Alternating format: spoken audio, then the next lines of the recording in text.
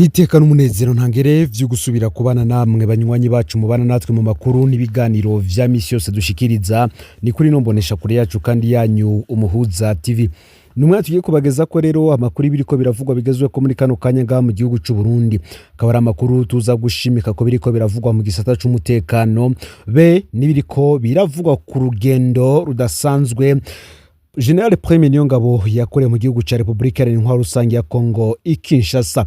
Ivyo vyose imvo yavyo akaba ari icuka kibi kiri hagati y'ukutumvikana kwa Prime Niyongabo ndetse n'umukuru w'igihugu General Varisito Ndayishimiye. Bamwe bati Ndayishimiye yoba yaramurungikanye ubutumwa budasanzwe bwo kubwira President Felix Tshisekedi ko operation igisirikare c'u Burundi kiriko kirakora mu gihugu ca Kongo yoba ihagaze kuko n'imbibazi igihugu nazo abansi boba bari mu marembo yazo. Ni vyinshi rero tuza kugaruka ko muri ano makuru cyane ku vyatangajwe n'umwe mu basirikare bakomeye cyane akora mu biro vya chef d'état major, no kuvuga akora mu biro vya General Prime Niyongabo ndetse nibiriko biravugwa biriko biraturuka mu bahanuzi b'umukuru w'igihugu Varisito Ndayishimiye, ibiriko biravugwa mu banyepolitiki batandukanye, ibiva kwa Reverend Ndikuri umunyamabanga mukuru umugambwe uri ku butegetsi ndetse n'abandi benshi hirya no hino mu gihugu. Ni musangwe kaze rero muri ano makuru bivanye naho mudukurikirana muherereye mwe muri ngaha mu gihugu c'u Burundi bo bumanuko mu buseruko mu buraruko ndetse no mu burengero, abadukurikirana bari mu bigo bigize akarere ka Afrika y'ubuseruko, abari ku mugabane wa Afrika ndetse no makungu ya kure, mwese mbakenguruka ko tubana umunsi ku munsi. Urugendo rudasanzwe rwa General Prime Niyongabo Kinshasa n'urugendo rwagizwe ibanga, ariko amakuru dukura mu begera ibiro bikuru vy'intwarameto ngaha mu gihugu c'u Burundi akavuga ko iyo bararungikanye ubutumwa budasanzwe bwa President Varisito Ndayishimiye ndetse biturutse ku vyagiye biraba mu minsi iheze nkuko twagiye turabageza ko mu makuru yacu. Nkuko twabigarutse ko amasoko yacu y'ibanga akavuga ko abategetsi bo hejuru batabona kumwe ikibazo c'abasuda b'u Burundi bari ahitwa Baraka muri Kongo. Ni mu gihe muri no minsi ngwano ziriko zirongereza umuvuduko udasanzwe cyane ku kungene M23 ishaka kwagura uturere twayo. Abandi nabo bakavuga ko igisirikare c'u Burundi naco gikenewe cyane ngaha mu gihugu c'u Burundi kugira ngo bakingire imbibe z'igihugu nkuko vyatangajwe na Reverend Ndikuriyo. Reba twari gisoda babona ko igisirikare cy'u Burundi gishobora kwambara ibara kitari bwigereke bamwo hamwe basuda bogumizwa muri Kongo kugwana na M23 ifadikanije na twigwaneho.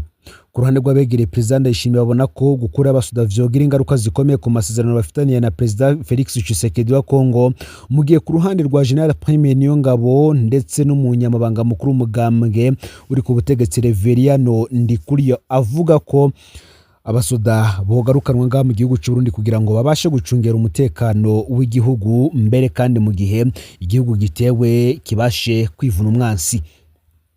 Abasuda b'u Burundi bo bakavuga ko atamurare na nk'iyabasigaranye muri iyo ngwano kubera aho batewe hose baca batsindwa. Bimwe mu vyo batanga mu nkuturero bakavuga ivyabaye kugenekerezo ya 30 kwezi kw'indwi uyu mwaka w'2026, aho abasirikare ba bato ya 33 ya Tafok batewe kuri position bafise yitwa Kimete hegeranye na Rugezi. Iyo position barayaswe baca bahunga mu kajagari. Abasirikare batari bake baratakara harimo n'ubujejwe intambara muri iyo batayo yagiye kuboneka haciye iminsi 3 atazwi yari. Nkuko rero nabibabwiye hari umwe mu basirikare bakomeye ngaha mu gihugu c'u Burundi akora mu biro bikuru vy'intwaza miheto muri biro de chef d'état major, aho yavuze ko nyuma yuko hari abasuda b'u Burundi baraye gusubira ku rugamba rwo kurwana na M23 mu gihugu ca Kongo, iyi ntwaza ngabo y'u Burundi yashikirije umwihwezo wayo. We agashimika cyane ku kwerekanaho ko hari impinduka ikomeye iri kiraba mu gisirikare naho abakirongoye batabibona.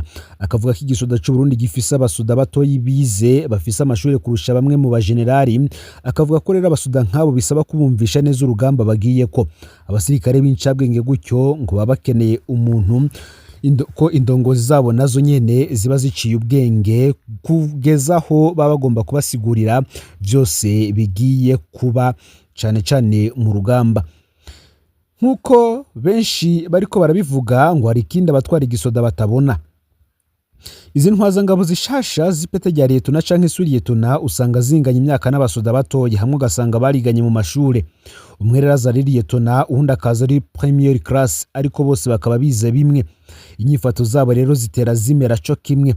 Muraraba turafise abaliyetona bariko baraheba igisoda, abandi bagahitamwo kwishikana muri M23. Ibi vyose rero abatwara igisoda batabiravye neza bizovyara ikindi kintu. Hari ikiganiro cigeze gushigwa ahabona, aho hari urorero bwatanzwe bw'ivyabereye nko muri Sierra Leone mu mwaka w'1972. Ni mu gihe hari abavuga ko abarongoye igihugu c'u Burundi bigiye kuri ico cigwa bashobora kuhakura amwe mu masomo akomeye cyane, ndetse bikabasha no kubugurura amaso. Mu makuru ava ku rubuga rw'intambara mu gihugu ca Repubulika Iharanira Intwaro Rusange ya Kongo biravuga ko intambara ikomeye cyane, aho abasoda bariyo ngo bafise ubwoba bwinshi bivuye kuri bombe z'indege ndetse n'ibitero vya drone zitagira abadereva vyoba biriko biragabwa na M23 mu gihe yo ishaka kwigarurira uburere bwayo. Abasoda b'u Burundi bakavuga ko ata morali na nkeyi basigaranye muri iyo ntambara. Bakavuga ko bashima cyane, kandi amakuru avuga ko General Prime Niyongabo yo bashigikiye ko abasoda bakugwa muri Kongo, afatiye ku kungene ibintu vyifashe ku rubuga. Gusa barafise ubwoba ko bohava bategwa, kandi ko bariko mu gihe boba bariko barataha. Ku rundi ruhande abasoda bakavuga ko bariko barababazwa cyane n'inyifato zamwe mu bategetsi b'igihugu, bavuga ko bo bahanzwe n'amafaranga bakura muri iyo ntambara kurusha ubuzima bwabo basoda. Amakuru nk'uko nabivuze aturuka kwa Reverien Ndikuriyo ndetse n'abari mwibabagiwe, bakavuga ko abatwara Burundi bakoze ikosa rikomeye mu kwisuka mu ntambara babanyi, kuko ngo Burundi bwari bubereye kuba umuhuza kurusha kuba umwe mu bagwana. Reverien Ndikuriyo rero nawe akavuga ko abasoda b'u Burundi bari mu gihugu ca Repubulika Iharanira Intwaro Rusange ya Kongo bagomba kuvayo vuba na bwangu. Mu gihe abasoda bavuga ko Baraka iramutse ifashwe hazoba hasigaye kugerageza kumanuka muri Karemi, bakavuga ko Baraka ihambaye cyane mu bijanye na logistique y'igisoda c'u Burundi, ko bwato buzana abasoda n'ibikoresho vuba mu Rumonge bahagarara Baraka, rero ko igihe Baraka izofatwa hazoba habavye. Nkuko nabigarutse ko biriko birabera muri Kongo ngo ntibisanzwe ku mateka y'igisoda c'u Burundi, kubona abasoda batoye babwira General Muzinga ko badashobora gusubira kuja kugwana na M23, ko nabambwira icese ko bakeneye kwitahira mu Burundi kandi bakabikora, kubona bahitamwo kuja gupfungwa hako baja ku rugamba. Ivyo bigakugwa n'abasirikare amajana, si ikintu gisanzwe, ntivyigeze binabaho mu mateka y'igisoda c'u Burundi gifise iteka ridasanzwe ku mugabane wa Afrika. Ariko benshi bakavuga ko kiriko cambarira ibara mu gihugu ca Kongo bitewe n'indongozi zitumva abo zitwara. Ngo birahambaye ko abarongoye igisirikare bicara bakiyumvira umutima hamwe impamvu abasoda batoyi bigenjeje gutya imbere ya General Muzima. Abasoda ubegire barasigura neza ko batumva intambara barimwo, bagasigura neza ko bahemukiwe n'igisoda ca Kongo ku buryo badashobora kucizigira ukundi, bagasigura neza ko badatahura ingene igisirikare kititwara imiryango y'abasoda bahitanywe n'iyo ntambara. Ico batuboka kuvuga ku mugaragaro ni ikibazo c'amafaranga Kongo yoba iriho ibikorwa vyabo, ariko bo ntibayahabwe ko. Bino bibazo vyabo rero vyose birakomeye, kandi ngo nibazo bikeneye inyishu. Ngico abatwara igisirikare bataratahura nuko abasoda nk'ubu batameze nk'abakera. Kera abasoda batoyi homme de troupe wasanga bize gushika mu mwaka wa 6 w'amashure y'intango, canke ugasanga ntibanahejeje amashure mato mato. Ibisongerezi vy'intwazangabo vyaba vyize gushika mu mwaka w'10 w'amashure yisumbuye, canke ugasanga batageze no mu w'10. Intwazangabo rero nizo zaba zarahejeje amashure yisumbuye, mbere zikabandanya no muri kaminuza y'igisirikare. Amakuru akavuga ko kuva mu mwaka w'2005 aho hinjirijwe bahoze mu mihari y'abagwanyi vyarahindutse gato. CNDD na FNL zarinjije intwazangabo zitahishije amashure yisumbuye, mbere ziraduga ziraronka amapeta akomeye yo hejuru. Aha hakaba hari akarorero ka General de Brigade Dominique Nyamugaruka, uyu yarongoyeho n'intara ya mbere ya gisirikare Première Division, yize gushika mu mwaka w'9 w'amashure yisumbuye. Mu mategeko ubundi ngo vyari kugorana ko anashobora kuba igisongerezi sous-officier, none ubu ni general atwara division. Ni mu gihe Colonel Ildefonse Baranyikwa yahora atwara abasoda b'u Burundi bari bararungitswe mu ngabo za yase muri Kongo, wahize gushika mu mwaka w'8. Colonel Jekonias Nihora imbere yari yasabwe kuja kurongora abasoda b'u Burundi muri Kongo, ari nawe kandi ubutegetsi bwashize mu minwe igikorwa cyo guhimiriza abasoda gusubira mu ntambara. Uyu nawe rwose ngo yize gushika mu mwaka w'icumi. Nico kimwe na Leandre Kavamahanga abarongoye nawe yarongoye abasoda b'u Burundi muri Kongo, nawe nyene ngo yize gushika mu mwaka w'icumi. Uburero nk'ubwo ni bwinshi cyane. Ibintu vyifashe gutya mu gihe kandi abinjira mu gisirikare muri kino gihe ari abantu bize. Kubera ubukene bw'akazi buhari, hari urwaruka ruheza amashuri yisumbuye mbere n'uruheza kaminuza rugaca ruja kwiyandikisha mu basoda batoyi. Ngo muzarorabe bajya ba première classe n'aba deuxième classe mu mazi imisi mwerekana baguye muri Kongo nka bose baragije amashuri yisumbuye cyangwa ugasanga barize gushika mu gice cya kabiri c'amashuri yisumbuye. Ni ukuvuga ko rero aba basirikare binjiye kuva mu mwaka w'ibihumbi 2018 abo twita bacinjire n'abasirikare b'incabwenge cyane. Hari undi mugwi mutoyi w'abasirikare batoyi usanga barize ngo n'abasoda bavuye muri FNL. Abo barimwo abinjiye muri FNL ku munota wa nyuma, ugasanga bari abanyeshuri muri kaminuza canke barahejeje amashuri yisumbuye. Mu gisirikare babagize abasoda batoyi, bamwe barabandanije kwiga ku buryo usanga bafise diplome ya licence, ariko ugasanga bafise ipete rya première classe canke corporale. Bano basirikare rero babiyumvira neza cane, ntibameze nk'abasoda ba kera wasanga umengo ni intama. Kera uhaye itegeko umusoda mutoyi yaci yihuta kurishira mu ngiro nta kwiyumvira kwabamwo. Umusoda wa kera yafata abategetsi n'intwazangabo nk'abavyeyi biwe.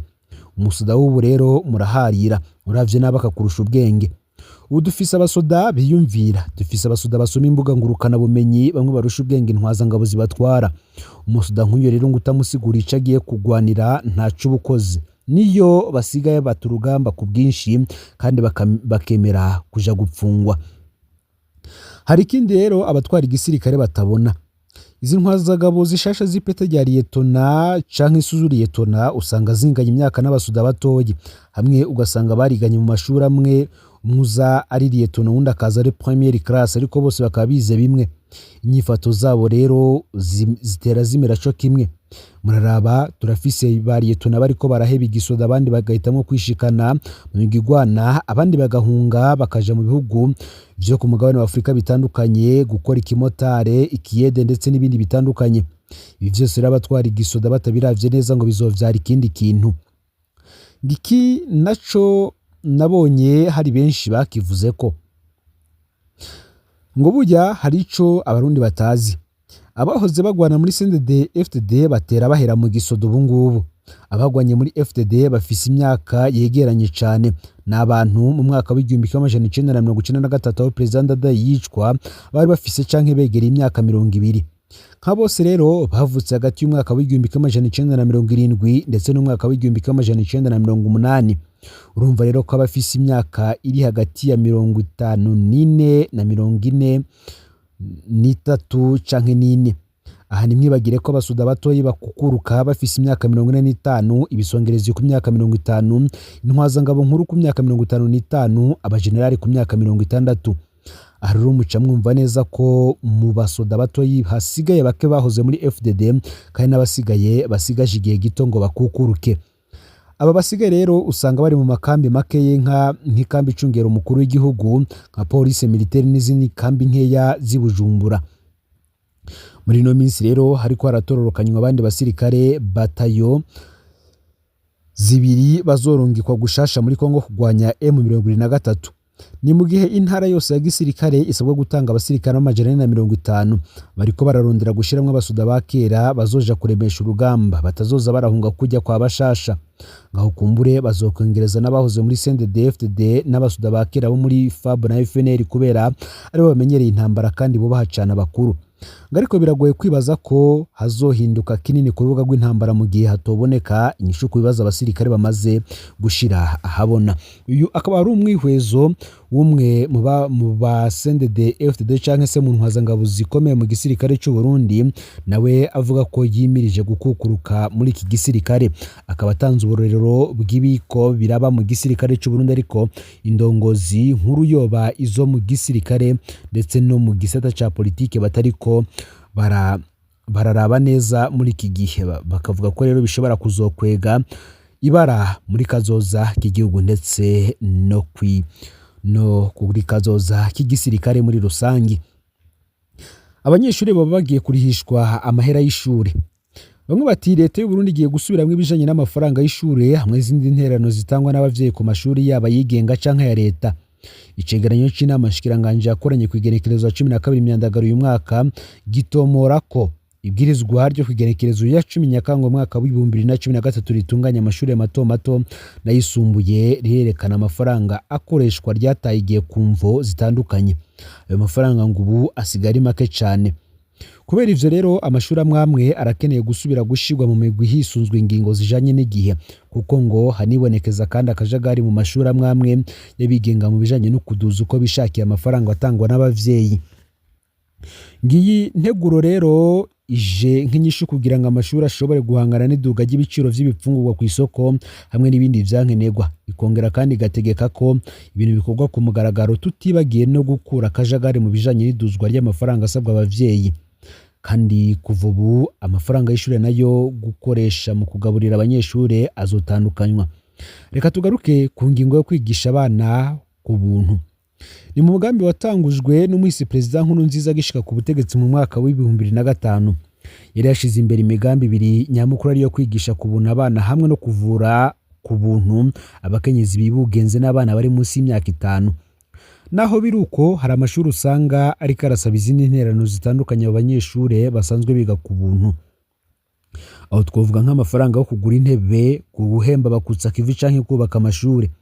Mu mwaka w'indwi hoho abazoja mu buraro baramaze kumenyeshwa ko bazorihishwa amafaranga. Mu kiganiro umushikiranganji w'indero n'ubushakashatsi François Habyarimana yatanze kubamenyesha amakuru kw'igenekerezo wa 16 Mukakaro, yamenyesheje ko abanyeshure bazoja mu mwaka w'indwi mu mashure y'indaro ya leta bazorihishwa. Habyarimana yasiguye ko bazorihishwa amafaranga y'uburaro no gupfungurirwa kubera bazoba baba mu buraro, ariko atari amafaranga y'ishure kubera ari umugambi wa leta. Bakabandanya bavuga ko ivyo rero mu gihe bizoshigwa mu ngiro akanovera k'indero gashobora ngo kuzisununura, kandi nanone ngo leta ikaba iriko irategekanya ingene yo kongera agashahara k'umwigisha. Abarabwa no guhabwa agahembo k'abageze mu zabukuru ku bice 60% ni abakozi bose bakora ahantu bahembwa imishahara ivuye mu kigega ca leta. Bino bigasigura ko umuntu wese akorera ahantu umushahara wiwe utava mu kigega ca leta atarimwo, nkuko biri mu itegeko ry'umukuru w'igihugu rishasha riraba ivy'abakukuruke. Ni ivyashikirijwe na Ndikumasabo Jean Petit, umuyobozi mukuru ajejwe gutunganiza abanywanyi mw'ishirahamwe ryo gutegekaniza abakozi ANSS, hari kwigenekerezo ya 13 Myandagaro uyu mwaka mu kiganiro yahaye abamenyesha makuru. Mu kwezi kwa Rusamu uyu mwaka umukuru w'igihugu Vice Ndayishimiye yashikirije abarundi ko agahembo canke se pension gahabwa abageze mu zabukuru bakoreye leta ari gatoyi, kandi ko iyo pension igiye kuduzwa ku buryo yongana n'imiburiburi n'umushahara wa nyuma umukozi wa leta yaragezeko. Kwigenekerezo ya 26 Ruheshi uyu mwaka rero harasohotse itegeko mperekeza ko umukozi wa leta azora aronka agahembo kangana n'ibice 60 vy'umushahara bwegu salary net kuhanyuma yaronka kiri ku kazi. Menya neza abakukurutse bose imbere y'umwaka w'2020 ntibarabwa n'iyo ngingo ngo bazoronka ibice 30, abakukurutse bose nyuma y'umwaka w'2020 bo bazoronka ibice 60%. Icegera ca mbere c'urongoye inama nkenguzamateka aranegura injyane zibonekeza mu nama z'amakomine na ba musitanteri barenga amategeko. Ivyo Generose Ngendanganya yabivugiye Gitega kwigenekerezo ya 12 Myandagaro uyu mwaka mu nama ba musitanteri bose b'amakomine agize intara ya Gitega n'abagize inama z'amakomine. Ngendanganya yagize ati: "Birababaje ko inyuma y'impanuro twabahaye igihe twabagendera muri Gitugutu umwaka uheze haguma hibonekeza injyane nibomborabombora mu nama z'amakomine na ba musitanteri hamwe n'abarenga amategeko." Ati ivyo bintu bihagarare ko mwatoye kubera ubwizigirwa ngo mutunganiza bene gihugu, none bigenda gute ngo murenge ku mategeko. Ngendanganya akabona ko vyerekana ko inyungu za bene gihugu cane cane ziba zigeramiwe. Asozera avuga ati: "Turiteze ko muzoduha ivyegeranyo vy'ivyo vyose kuko turakeneye kumenya ico injyane n'izo ngorane ziva ko, gutyo ibiganiro hagati y'abatoye mu nzego z'intango n'abakenguza amateka vyorohe kandi haboneke n'umutubereye, kuko ushaka gukira ingwara arayirata." mwomenya ko abakenguza amateka bagiye kugendera amakomine kugira barabe ingene ivy'uburongozi bwifashe. Amakuru dusoreje ko muri kano kanya akavuga ko Urundi bwaronse ingabire y'imodoka zizofasha mu gucungera umutekano wo kumbibe. Ku munsi w'ejo uheze ubushikiranganji bw'intwaro hagati mu gihugu iterambere rusange n'umutekano bwaragabanye imodoka zibiri zo mu bwoko bwa Toyota Hilux zatanzwe n'ibiro vy'umunyamabanga mukuru w'umuryango wa Afrika y'ubuseruko. Umushikiranganji w'imigenderanire y'u Burundi n'ayandi makungu Edouard Bizimana yakiriye iyo ngabanwa yamenyesheje ko izo modoka zizofasha mu gucungera umutekano wo kumbibe kugira ntihazogira abagizi ba nabi bakora ikibi mu gihugu bace bahungira mu kindi gihugu hamwe no kugwanya magendo. Umunyamabanga mukuru w'umuryango wa Afrika y'ubuseruko Stephen Patrick Mbundu yamenyesheje ko izo ngabire z'imodoka zizotangwa mu bihugu 8 vyose bigize umuryango wa EAC bakaba batanguriye ku Burundi. Stephen Patrick Mbundu yamenyesheje ko hategekanijwe imodoka 16 no kuvuga zibiri ku gihugu zizofasha mu bikorwa vyo gucungera umutekano. Kwigenekerezo ya 10 Myandagaro uyu mwaka umushikiranganji w'imigenderanire y'u Burundi n'ayandi makungu yari yashikirijwe kandi ingabanwa z'imodoka zindi zibiri zo mu bwoko bwa Jeep. Iyo ngabire ikaba yashikirijwe na komiseri ajejwe ivya politike amaro n'umutekano mu muryango w'ibihugu vy'umwe bwa Afrika Bankole Adeore. Garera makuru yaragezwe ko muri kano kanya ufyonde subscribe canke sabone niwe tarafyonda ko kugira ngo tujucikanwa n'adushikiriza usangiza no makuru bagenza aho bari bose kugira ngo nabo baje baramubambira bashikirwa nayo biriko biravugwa bigezwe ko ngaha mu gihugu cy'u Burundi hanze y'imbibe z'igihugu cy'u Burundi ndetse no mu makungu yakure. N'umuhuza TV Imana bahezagire amakuru n'ibiganiro vyacu vyo birabandanya.